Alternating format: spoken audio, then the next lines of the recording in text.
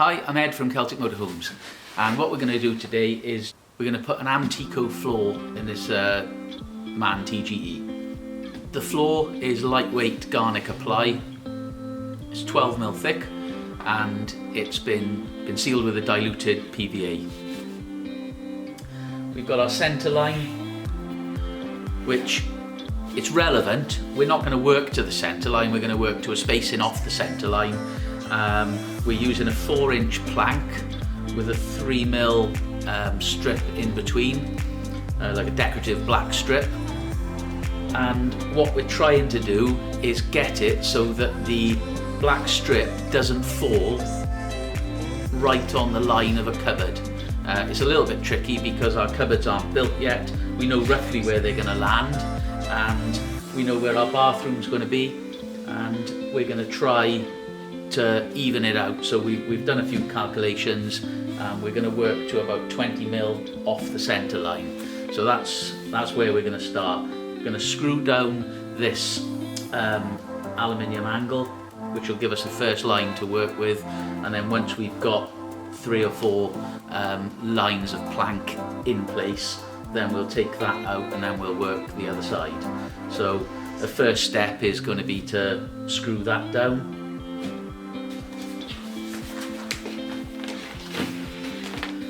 So these are the planks. They're basically 915mm by 101mm. The brand is Amtico Spacia, so it's their sort of slightly cheaper range. Works out about £35 a square metre. And then we've got a 3mm spacing strip in a sort of anthracite black. So that'll go in between each one. The main thing with it is the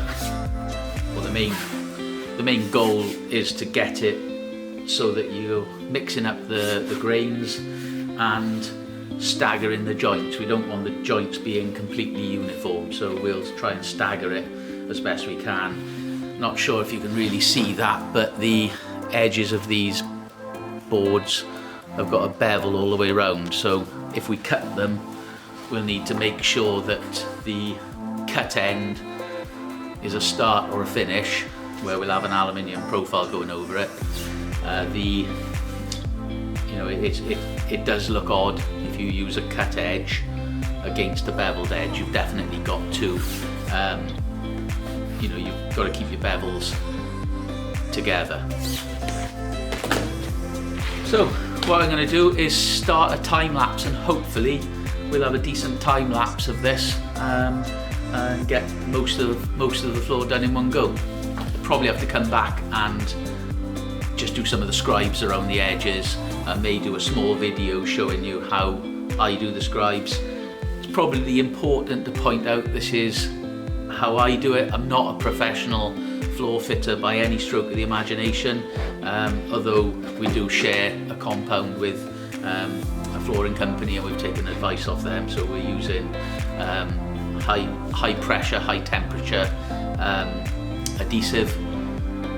We've PVA'd the floor to avoid too much soak into the floor, and it's a very visually appealing floor finish. Quite labour intensive. If we were fitting a piece of vinyl, then I'm sure we could fit the piece of vinyl, trim it to size and get it looking really good in probably an hour. This is probably going to take 4 or 5 hours to fit by the time we've done all of the scribes, but it is worth it. If I'm truthful, when we do our next van for ourselves, we will go to the trouble of putting Amtico in. It's such a nice floor finish when it's done, especially with the sort of ship deck effect you get with the strips. So yeah, on with the time lapse.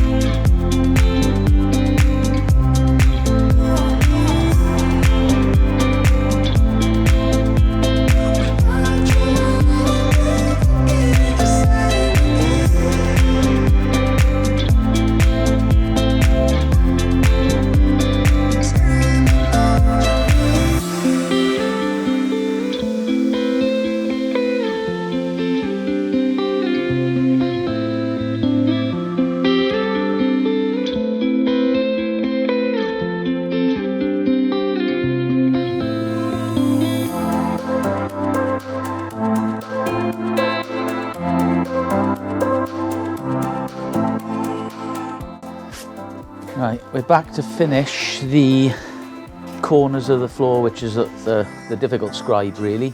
So first thing we're going to do, there's probably an easier way of doing this, but it's a way that I found works for me, is that we're going to try and cut out all of the sections in one go. If we're trying to sort of scribe each little bit in individually, it does become quite tiresome. So I'm just going to make a rough template of this area with a bit of paper.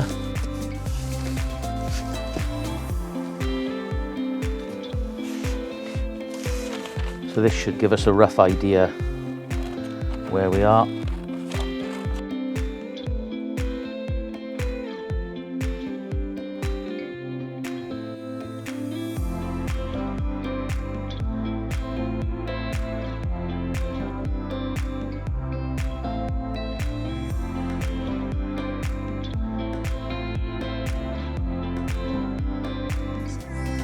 Just fine-tune the template a little bit.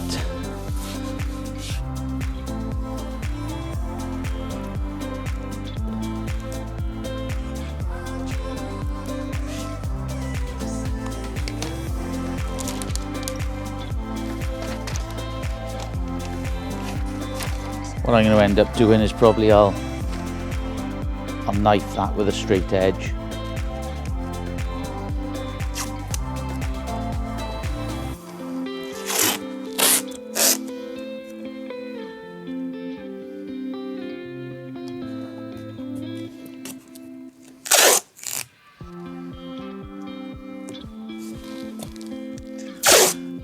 Basically going to double up this tape a little bit.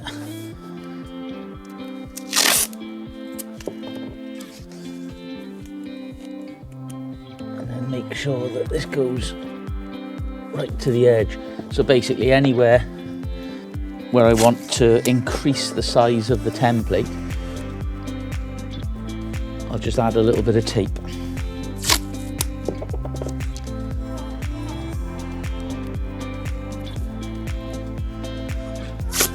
I want this to be probably about 2 mil from the edge of the metal, and then when we carpet it, we'll be able to tuck the carpet just down in the edge. And most of this you won't really see, it's probably just me being fussy, but if you ever take something out, I'd rather this look well finished underneath rather than just, what we could do is leave it half finished underneath, because you're never going to see it. But just makes me feel better about the job. If it's done how I'd want to, basically if it's done how I'd want my own van to be done, that's really the crunch all the time with ourselves and the way we do the job. It's about doing it how you'd like your own van to be, assuming you were being a perfectionist, and there's no point cutting any corners on a customer's van. So that's pretty much the long and short of what you're getting if you come to Celtic Motorhomes for a conversion. You're getting us being super fussy about the silly things, and hopefully you end up appreciating that when the job's done. So take this off.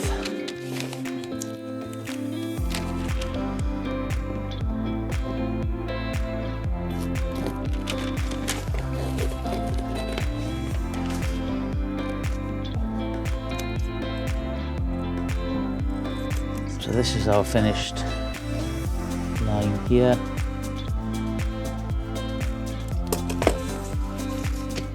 So hopefully we should be able to transfer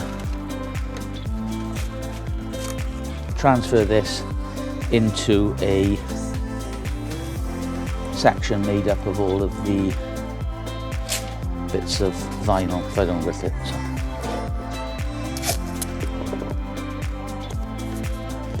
Right, into the cutting room.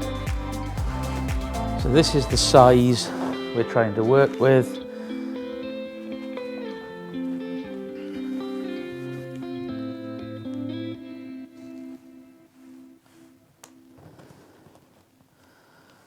Our section starts with the black strip. Then we've got our first plank, another black strip, another plank, another black strip, and another plank. So this needs to fit over it, but this needs to start